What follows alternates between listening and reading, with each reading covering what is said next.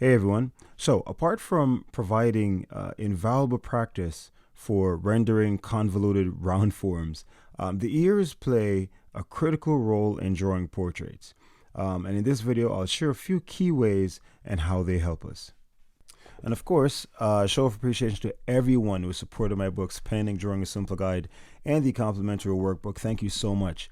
Remember to follow me over on Instagram. I share drawings, tips, and just, words of motivation to hopefully inspire you in some way. All right. And I will be doing a series of videos on some of the exercises, actually continuing them, exercises from the workbook, as well as expounding on some of the concepts from the Simple Guide. So keep an eye out for that. And yes, I am refining the pen and shading course. I know it's been a while. I've had some hiccups here and there, but I'm definitely refining it. And it's going to be about at least 7 hours. All right. So it's going to be pretty extensive. And keep an eye out for a giveaway I'll be having soon. All right, guys. So thanks so much. Let's get into this. So we're all guilty of not paying enough attention to the ears. We even try to avoid them sometimes, but they're key to establishing the head's proportions, orientation, structure, and even shading.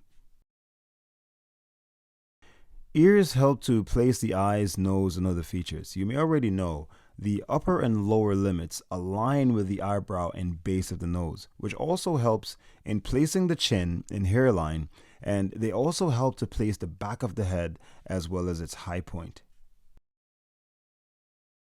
The ear's axis helps us to make the head level, aligned with the zygomatic arch. This is how I generally know when someone, or determine when someone is looking straight on. If the ears are, for example, above the eye line, I know that the head is tilted forward. And if they're below, then that tells me that the head is tilted back. And we can see the head's rotation and to which side is rotated by comparing how much of each ear is visible. Sometimes in certain poses, it's not that obvious being able to determine how the head is oriented. And a lot of times I use the ears as a main marker for me to determine how the head is positioned.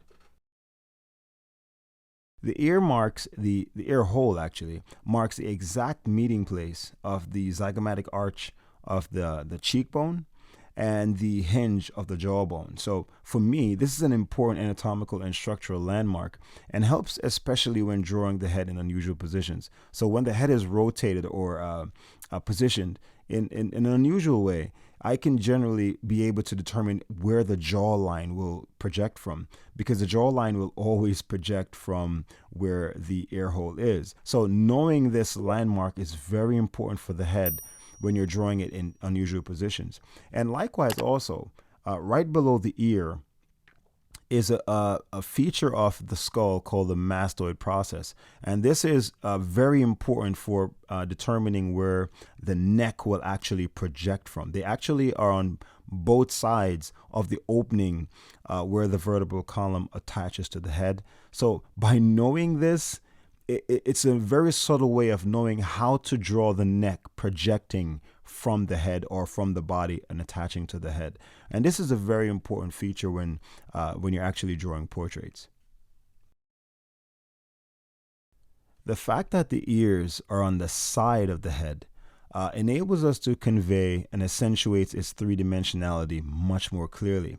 This makes it easier to envision our construction lines kind of like wrapping around the head, and helps us to emphasize the side plane more clearly.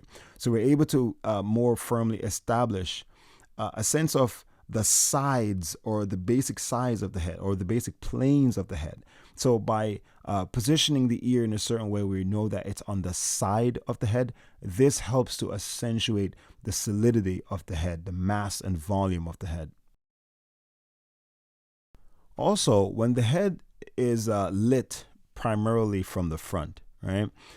Because the ear is on its side plane, in most cases, it will be in shadow, right? So now this seemingly small detail or aspect can have a tremendous visual impact on emphasizing the head's volume and mass, because by showing that, for example, the ear is in shadow, then this reinforces the sense of mass and volume of the head and makes it seem more like a three-dimensional form or subject on your paper. So, although they're a little bit intimidating to draw sometimes, the ears are pretty instrumental in portrait drawing. It's just a matter of practicing to be more mindful of these different aspects in our process. They help with proportions, positioning the head, with providing a useful landmark for structure and anatomy, for understanding the structure of the or establishing the structure of the head, and also with our shading. Sometimes you can even just shade the ear alone, and that alone will actually convey a sense of light and shadow and the volume of the head as well. So hopefully, I hope you guys found this useful and something you can take from this and apply to your own drawing. All right, so thanks so much for watching, guys. Keep practicing, and I'll see you in the next video.